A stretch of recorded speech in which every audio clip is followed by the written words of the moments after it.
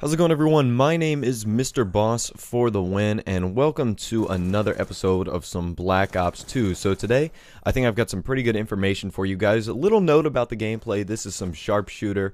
Every time there's a double XP weekend, you're gonna probably tend to see a little bit more, gun games, and I'd say along the lines of sharpshooter gameplay, simply because that is the fastest way to rank up. And when I play double XP weekends, you're typically going to see me in lobbies of sharpshooters or really anything along those lines that are quick to level up. So I apologize for the next few games if they happen to be games like sharpshooter and gun game. Anyways, let's move along. And when sharpshooter, you tend to stay in one spot, so I do pretty well, but I don't move as much. So it's like free-for-all, but with worse spawns. You don't want to be running in the middle of the map. So the story for today is Infinity Ward developing the next game for the Valve Steam box. So according to a new image that Infinity Ward posted to their Facebook and Twitter feeds, it appears that they might be developing the next game for Valve's upcoming Piston PC, also called the Steam Box.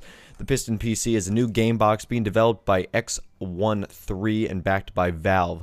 Valve, if you don't know, they make like Portal and games like that. Really good games. So it is rumored to be around $500 and come out later this year. And as you can see by the picture, it is an extremely small console. They put an iPhone 4, iPhone 5, I think it's an iPhone 5, yeah. They put an iPhone 5 up to it just to give you the size. It's no bigger than an iPhone 5, and it looks like maybe about 7 or 8 stacked on top of each other. Now that is incredibly small, and I think that is one thing that I think could be very key, because Xbox 360s and PS3s, if you don't know, are huge. The consoles are huge. They take up a lot of space, so having a smaller console design I think would be really cool. But some of the things I see about this is it doesn't look to be as powerful. They say that the Steam Box is basically a gaming PC designed for use with home TVs, but I don't know how powerful it is. How powerful can you make a little box that small? Like, that's one of the things that I'm pretty worried about. But it does beg the question, what is Infinity Ward doing developing the next game for the Valve Steam Box, and why would they not be working on the newest Call of Duty that they have with Activision? Does this raise the question that another developer is going to be making the next Call of Duty, and we are not going to be seeing Infinity Ward with the next Call of Duty involved in any way whatsoever? Now, I know that Raven Studios, and I think another one actually ended up making the multiplayer, but it was Infinity Ward that made the single player for the Modern Warfare 3 campaign.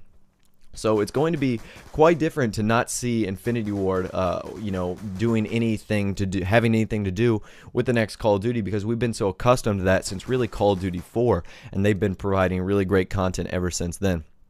So the images of this XI3 that Valve showed at CES 2013 are the exact same ones that Infinity Ward tweeted, so it suggests that Infinity Ward might be developing their game for this new device.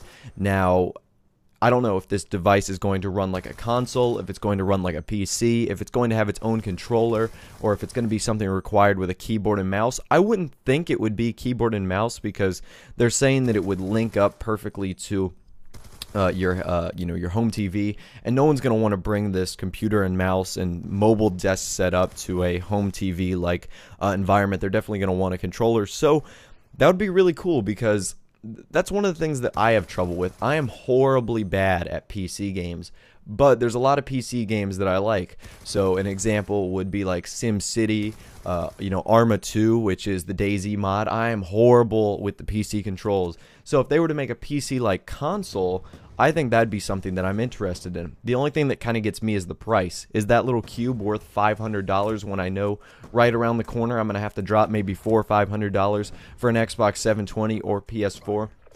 So is it going to be worth it? And those are some of the questions I'm going to ask you guys, and would encourage you to leave in the comment section down below. If this Steam Box were to promise a lot of great things and to show a lot of potential, would you spend the $500 to buy it for essentially a console version of a PC?